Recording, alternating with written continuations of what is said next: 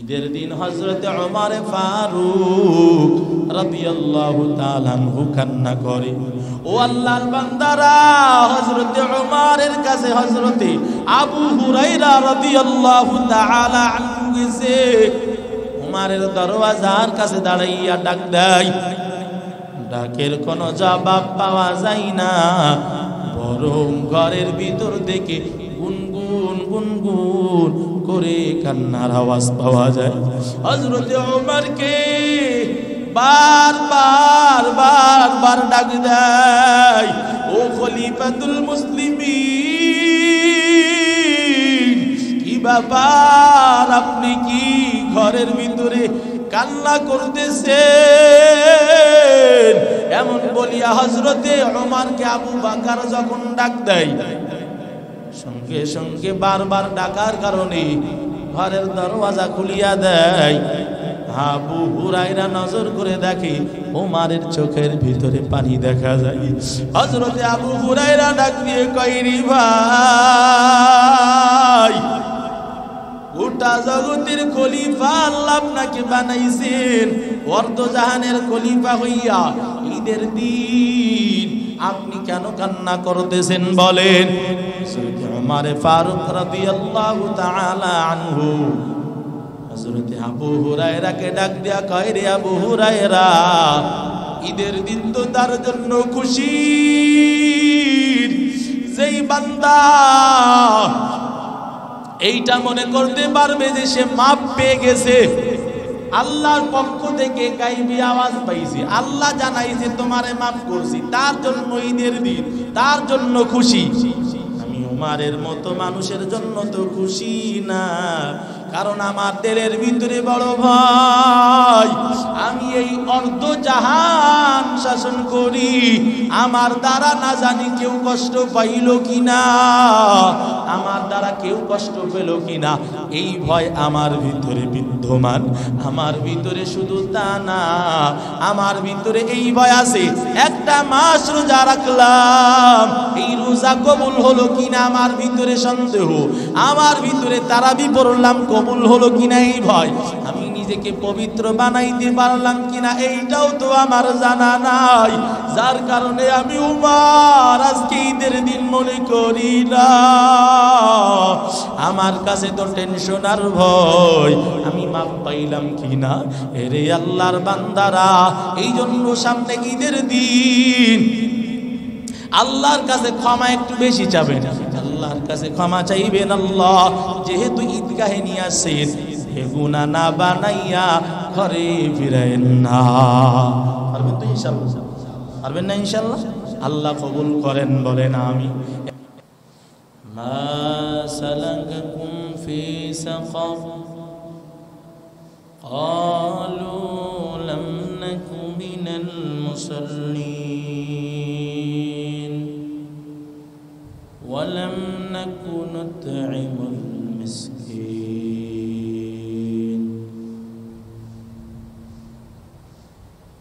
ওয়া ক্বালা রাসূলুল্লাহি সাল্লাল্লাহু আলাইহি ওয়াসাল্লাম লাইসা মুমিন والله لا يؤمن من أشبع جاره وجائع إلى جنبه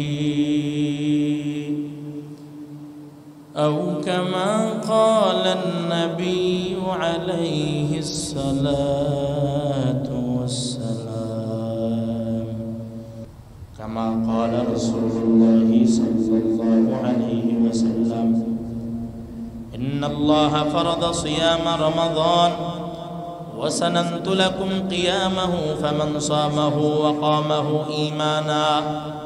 إيمانا واحتسابا خرج من ذنوبه كيوم ولدته أو كما قال النبي صلى الله عليه وسلم মায়ার নবী সাল্লাল্লাহু আলাইহি ওয়াসাল্লাম বলেন, নিশ্চয় আল্লাহ পাক রব্বুল আলামিন রমজানুল মুবারক আমাদেরকে দান করেছেন। আর এই রমজানের ভিতরে রোজাকে আল্লাহ দিনের জন্য ফরজ করেছেন।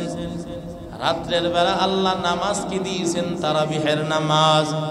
এই নামাজ এবং রোজা যেই বান্দা যেই বান্দি সঠিক মতো রাখতে পারবে, আদায় করতে পারবে, আল্লাহ পাক রব্বুল আলামিন ওই নামাজি ওই রোজাদারের জন্য খুশির সাথে ঈমানের সাথে সওয়াবের আশায় নামাজ এবং রোজা পালন করার জন্য আল্লাহ পাক রব্বুল আলামিন খুশি হইয়া ঘোষণা করে জানায় দিয়েছেন, ও পয়গম্বর উম্মতদেরকে জানাইয়া দেন, যারা আমার ইবাদত করতে পারলো আমি আল্লাহ তাদের জীবনের গুনাহগুলো মাফ করে দিলাম।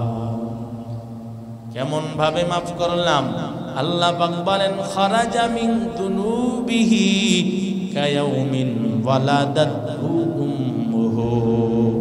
সদ্য ভূমিষ্ঠ বাচ্চা, মায়ের গর্ভ থেকে যেই বাচ্চা এখন আসলো, এই বাচ্চার জীবনে কোনো গুনাহ নাই, এই বান্দা কোনো গুনাহ করতে পারেও না, ওর দ্বারা কোনো গুনাহ হয় নাই, ও যেমন নিষ্পাপ। এই রমজানের রোজা এবং নামাজ পালন করে যেই বান্দা রমজানকে কাটাইয়া দিল, আল্লাহ পাক ওই বান্দাকে এমন ভাবে নিষ্পাপ বানাইয়া দিল। हकीकत से तो दुनिया बेखबर है, दुनिया की नुमाइश पर नजर है। नबी गोयम के अज दुनिया जुदा बाश बहर कारे के बाशिबा खुदा बाश चिस्ते दुनिया अज खुदा का फिल बुदा नहीं अमाशो नकरहो फरसिंदुजा। আল্লাহ পাক রব্বুল আলামিন রোজাদারের জন্য রমজানকে দিয়েছে গুনাহ মাফ করাইবার জন্য। 11 মাসে বান্দা গুনাহ করবে, আমি আল্লাহ রমজান দিব, রমজানের রোজা রাখবে। ফেরেশতারা আল্লাহকে ডাক দিয়া দিয়া বলতে থাকে, দয়ার মালিক আপনার এই গোলাম রোজা রাখছে, ও আল্লাহ তার হাত আছে, মুখ আছে, সব কিছুই বাকি 11 মাসের মতোই আছে, কিন্তু খাবারও ঘরের ভিতরে আছে, ও আল্লাহ ফল ফুল সব কিছুই তার সামনে আছে। ও দয়ার মালিক এই বান্দা আপনার ভয়, আপনার ভয়, আপনার ভয় অন্তরের ভিতরে নিয়া ওই বান্দা সব কিছু থাকার পরেও কিছুই খাইল না। আমার আল্লাহ ডাক দিয়া কয়, ফেরেশতারা আমি তো এটাই তোমাদের জবান থেকে শুনতে চাই, কারণ আমার বান্দা তোমরা সৃষ্টি করার আগ দিয়ে বলেছিলে মানুষ বানানোর দরকার নাই, ইবাদত যা কিছু আছে আমরা করি। ও আল্লাহ মানুষ বানায়েন না, তোমরা আমাকে নিষেধ করেছিলা, আমি আল্লাহ বলেছিলাম ইন্নী আ'লামু মা লা তা'লামুন।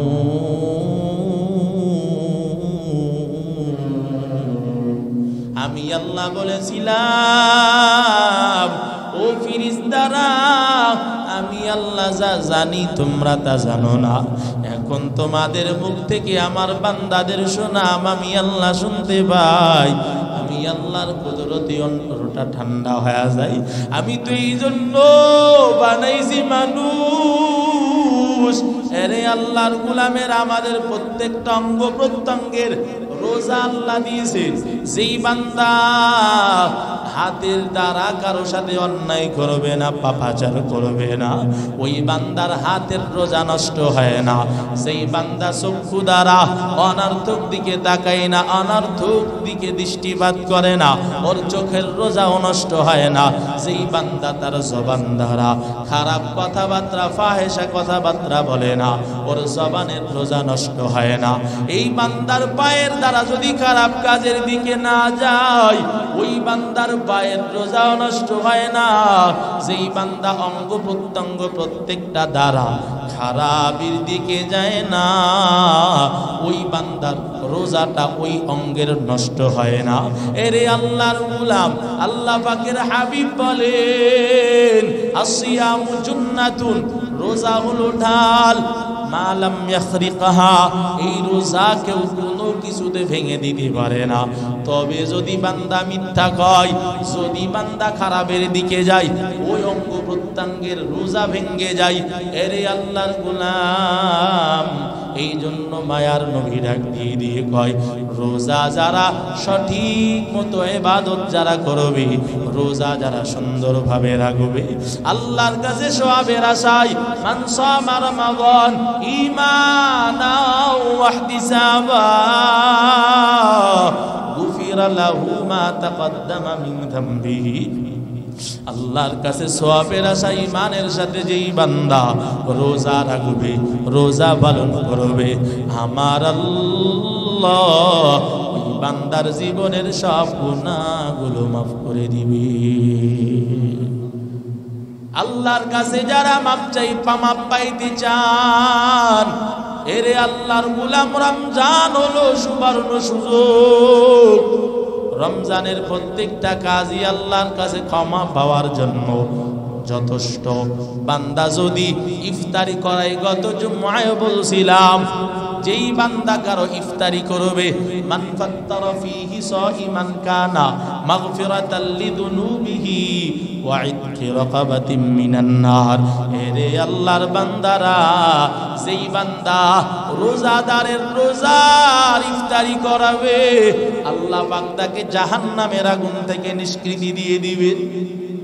রে আল্লাহর বান্দারা, ওই রকম অনুরূপ ভাবে যেই বান্দা সাহারি করবে, আল্লাহ সাহারির ভিতরে বরকত রাখছে। তাসাহারু ফা ইন্না ফিস সাহুরি বারাকা, যেই বান্দা সাহারি করবে, আল্লাহ সাহারিটাকে একটা ঔষধ বানায় দিয়েছেন। যেই বান্দা সাহারি করবে, আল্লাহ ওর ভিতরের গোপন রোগ যদি থাকে, আল্লাহ সাহারি করার দ্বারা মাফ করে দিবে। এরে আল্লাহর বান্দারা, এই রকম ভাবে রোজা আমাদের জন্য রহমত বরকত। কথা বলেন ঠিক কিনা? ভুলবো না বলা যায় নাকি মাহে রমাদানের স্মৃতি, ভুলবো না বলা যায় নাকি মাহে রমাদানের স্মৃতি। এই মাসের কত ফজিলত জানো কি মুসলিম জাতি, ভুলবো না বলা যায় নাকি মাহে রমাদানের স্মৃতি। আল্লাহর সেই পবিত্র কালাম মহাগ্রন্থ আল কোরআন, মহিমা এই মাসে হয়েছে তারা আগমন। ঠিক না? আল্লাহর সেই পবিত্র কালাম মহাগ্রন্থ আল কোরআন, কি মহিমা এই মাসে হয়েছে তারা আগমন। যার কারণে এত সম্মান দিয়েছেন প্রভু রহমান, রহমত বরকত নাজাতের মাস, জ্বালাওয়া মোলের বাতি। ভুলবো না বলা যায় নাকি মাহে রমাদানের স্মৃতি। এই রমজান মাস আল্লাহ দিয়েছেন, তিনটা ভাগে ভাগ করেছেন। 1 নাম্বার রহমতের মাস, 2 নাম্বার বলেন মাগফিরাতের মাস, 3 নাম্বার কয় নাজাতের মাস। রহমত বরকত নাজাতের মাস রমজান মাস। তিনটা ভাগে ভাগ করা হলো। রমজান 29 বা 30-এ যায়। 10 প্রথম 10 রোজাকে আল্লাহ রহমতের বানায়া দিলেন, আল্লাহর রহমত বান্দার উপরে নাজিল করে। দ্বিতীয় দশক আল্লাহ করে দিলেন মাগফিরাতের জন্য। হেরে আল্লাহর গোলাম, তৃতীয় নাম্বার ভাগ করলেন নাজাতের জন্য। আল্লাহ নাজাত দিয়ে দেয়। কেমন নাজাত? কায়াউমিন ওয়ালাদাতুহু উম্মুহু, সদ্য ভূমিষ্ঠ বাচ্চার মতো আল্লাহ পাক মাসুম বানায়া দেয়। ও নবীর উম্মতের দল, আল্লাহ পাক রব্বুল আলামিন মায়ার নবীকে আরো জানায়া দেয়, ও নবী, আমি আল্লাহ 3 ভাগে রমজান ভাগ করে দিলাম, মাফ করার জন্য, অন্য কোনো কারণে না। আল্লাহ পাক রব্বুল আলামিন ডাক দিয়া কয়, ও নবী, আপনি জানাইয়া দেন, আমি আল্লাহ বান্দাকে রমজান দিয়া দেখব ওই বান্দা আমি আল্লাহকে ভয় করে কিনা। এরে আল্লাহর বান্দারা, রমজানে আমি আপনি মিথ্যা বললাম না, কারণ রোজা নষ্ট হবে। আমি আপনি খারাপ কাজ করলাম না, রমজান মাস বিদায়। অনেক বেহায়া বেপরদা নারী রাস্তাঘাটে চলে, কারণটা হলো ওরা কয় অন্য মাসে আমরা বেপরদায় চলছি, রমজানে বেপরদায় চলা যাবে না। গতকালের ঘটনা, ইডেন কলেজের সামনে প্রায় 2 ঘন্টা জ্যাম। আমি ইসলামপুর থেকে যখন এইদিকে আসতেছি, ওই জায়গায় 2 ঘন্টা জ্যাম। এরে আল্লাহর বান্দারা, আমি অন্য কোনো কারণে না, ইডেন কলেজের সামনে যখন তা দাঁড়ায় আছি, আমি এমন কোন নারী এমন দেখলাম না যারা একেবারে অন্যান্য মাসের মতো খারাপ ভাবে চলাচল করে। ইডেন কলেজের ভিতর থেকে বের হয় নারীরা, তারপরে মুখের ভিতরে মাস্ক পরা হলেও আছে, শালীনতার সাথে চলতেছে। কেন? বলে রমজান তাই। আল্লাহ তো এই মাস দ্বারা আমাদেরকে শিক্ষা দিলেন, এ বান্দারা, রমজানে যেমন রমজান বিদায় মিথ্যা বলো না, রমজান বিদায় তুমি বেপরদায় চলো না, রমজান বিদায় তাই হারাম খাও না। অনেক এমন রোজাদার আছে যারা রমজানে ইফতারি মানুষের বাসায় করে না, সাহারিও করে না। কেন করে না? উত্তর যদি জানতে চাই, আমি একজনের থেকে জানতে চাই। আমি রমজানে বাহিরে ইফতারি করি না, সাহারি করি না, রমজানে আমি বাহিরেই বের হই না, আমি কোথাও যাই না, আত্মীয়দের বাসায় তো যাই। আমি প্রশ্ন করলাম কেন, একটু জানতে চাই। আল্লাহর বান্দা ডাক দিয়ে কইল, কারণ আমি রোজা রাইখা কার বাসায় যাব? সে আমাকে যদি হারাম খাবার দ্বারা সাহারি করাই বা ইফতারি করাই, সারাদিন তো রোজা রাখাটা আমার বৃথা হয়ে যাবে। এজন্য আমি বাসায় হালাল রিজিক দ্বারা খাই। এরে আল্লাহর বান্দা, অথচ এমন অনেক মানুষ, শুধু আমি তার কথা বলি না, এমন অনেক রোজাদার আছে যারা নিজেরটা ছাড়া বাইরেরটা খাইতে চায় না, অথচ হারামের সাথে সম্পর্ক ডাইরেক্ট আছে। বোনের সম্পদ ফাঁকি দিয়া ওই সম্পদের উপরে, ওই সম্পদ থেকে ভাড়া নিয়া ওই সম্পদের উপরে চাষবাস করিয়া খায়। বড় পরহেজগার হাজি সাহেব মানুষ।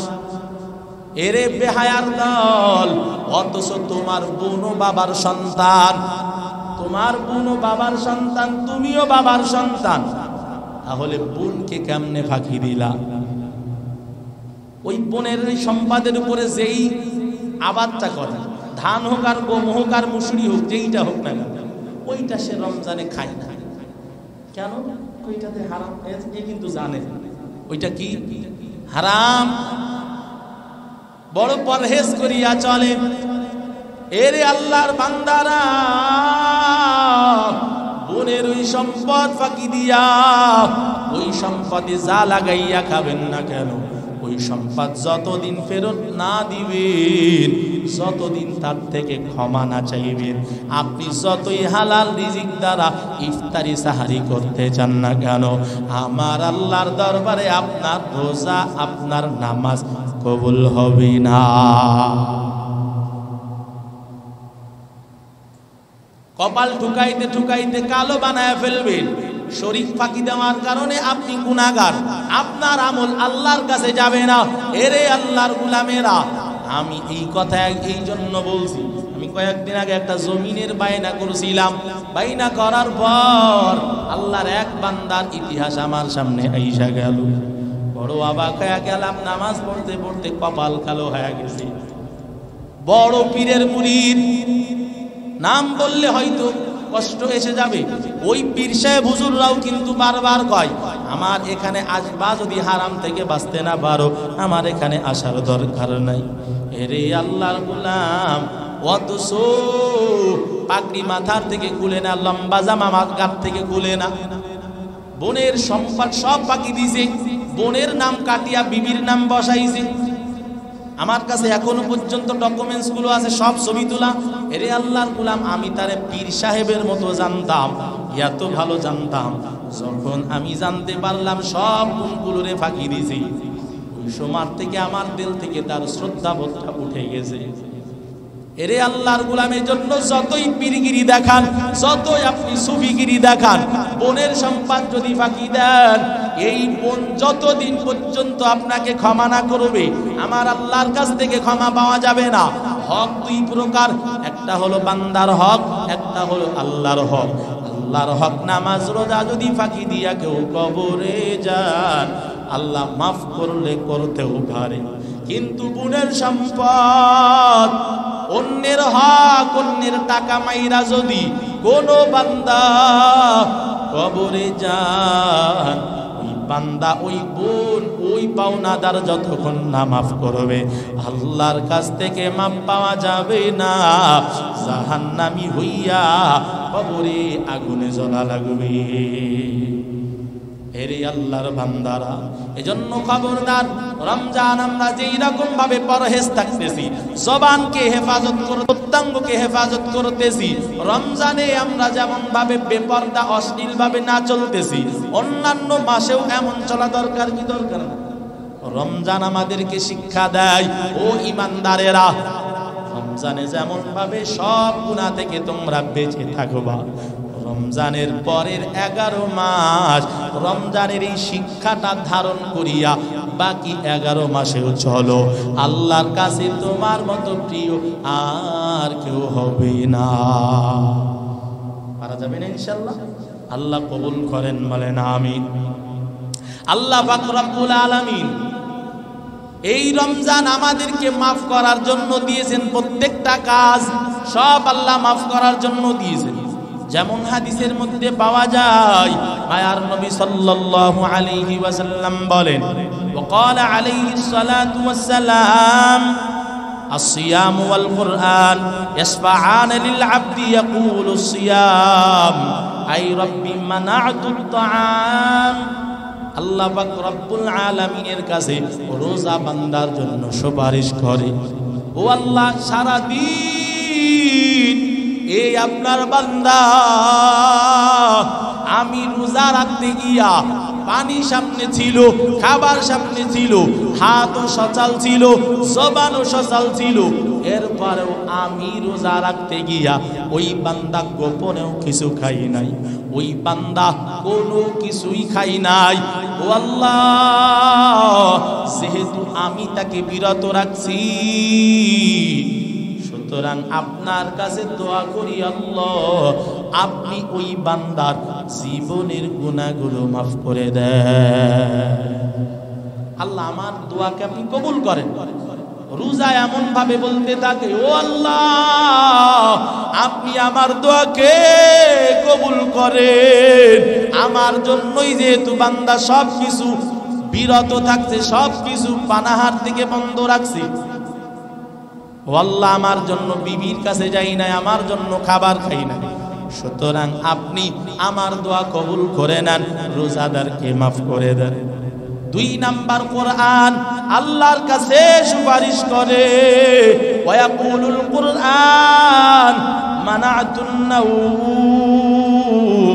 আল্লাহর কাছে কোরআন ডাক দিয়ে দিয়ে কয়, ও আল্লাহ আমি কোরআনের কারণে বান্দা রাত্রের বেলা বিছানায় ঘুমাইতে যাই নাই, আমি কোরআনের কারণে দাঁড়াইয়া দাঁড়াইয়া নামাজের মধ্যে তেলাওয়াতে মশগুল থাকছি। ও আল্লাহ, যেহেতু আমি তার ঘুম থেকে বিরত রাখছি, অথচ ঘুম হলো তার শরীরের জন্য উপকারী, সেই উপকারী জিনিস থেকে পরহেজ থাকিয়া আমি কোরআনের জন্য দাঁড়াইয়া দাঁড়াইয়া নামাজে তেলাওয়াত করছি। ও রব্বুল আলামিন, আপনার বান্দাকে আমি যেহেতু বিরত রাখছি, তার জন্য আজকে আমি সুপারিশকারী হয়ে গেলাম। ও আল্লাহ, আপনার বান্দাকে আপনি মাফ করে দেন। আল্লাহ, আপনার বান্দাকে আপনি ক্ষমা করে দেন। এইরকম ভাবে রোজা এবং কোরআন আল্লাহর কাছে রোজাদারের জন্য সুপারিশ করতে থাকে। যারা রোজা রাখবে, যারা কোরআন তেলাওয়াতে রাত্রের বেলা সময় কাটাবে, আল্লাহর কাছে কোরআন এবং রোজা সুপারিশকারী হয়ে যাবে। এরে আল্লাহর বান্দারা, এজন্য এই রমজান আমাদের কাছে আসছে আমাদেরকে পবিত্র করার জন্য। এই পবিত্র যদি হইতে চান, তাহলে আমাদের দরকার রোজাকে সুন্দরভাবে পালন করা। আগামী রমজান পাবো কিনা জানা নাই, সামনে আসতেছে ঈদের দিন। গত ঈদের দিন কত সন্তান বাবার সাথে ঈদ করছে, মা বাবাকে নিয়ে ঈদ করছে। বছরও বাড়ি বাসায় যাবে, বাসায় গিয়া দেখবে বাবাও নাই, মাও দুনিয়াতে নাই। এমন অনেক সন্তান আছে। এরে আল্লাহর বান্দারা, এইরকম মা হারা বাবা হারা সন্তান, ও সন্তানেরা, আগামী বছর রোজা যে আমি আপনি পাবো, এর কোনো গ্যারান্টি আছে নাকি? বলেন, আছে নাকি? কোনো গ্যারান্টি নাই। এইরকম কোনো গ্যারান্টি, কোনো সার্টিফিকেট আমার কাছে নাই। এবছর পাইলাম, আগামী বছরও পাবো, এইরকম কেউ বলতে পারবে না। এ আল্লাহর বান্দারা, এজন্য এই রমজানটা এমন হতে পারে কারো জন্য শেষ রমজান, এমনকি আমার জন্য শেষ রমজান হতে পারে। কথা বলেন ঠিক কি না? এখন একটু ভাবা দরকার। রমজান আসতেছে আসতেছে আসতেছে বলতে বলতে এখন তো রমজান বিদায় নিয়ে প্রায় চলে গেল। আর মাত্র কয়েকদিন এই রোজা বাকি আছে, আর কয়েকদিন গেলেই আমাদের থেকে বিদায় নিয়ে চলে যাবে। এ আল্লাহর বান্দারা, আমি আপনি কি বলতে পারবো যে আমাকে মাফ করাইতে পারলাম কিনা? আমল নামায় আমি নেকি সঞ্চয় করতে পারলাম কিনা? কেউ তো বলতে পারবো না, কারো জানা নাই। রমজানে আমি নিজেকে পবিত্র বানাইতে পারলাম কিনা? কেউ বলতে পারবো না। ঈদের দিন তো তার জন্য খুশির দিন। ওই এক মাস রোজা রাখার পর যেই বান্দা ঈদগাহ থেকে নামাজ আদায় করে বাসার দিকে রওনা হবে, আল্লাহ পাক রব্বুল আলামিন তাকে এমন বেগুনাহ মাসুম বানাইয়া দেয়, জীবনেও কেমন জানি সে গুনাহ করে না। ঈদের নামাজ পড়ে বাসার দিকে যাবে, তাকে আল্লাহ সঙ্গে সঙ্গে বাসায় যাওয়ার আগে মাফ। এ আল্লাহর বান্দারা, আমি কি এমন বলতে পারবো যে আমাকে মাফ করছে?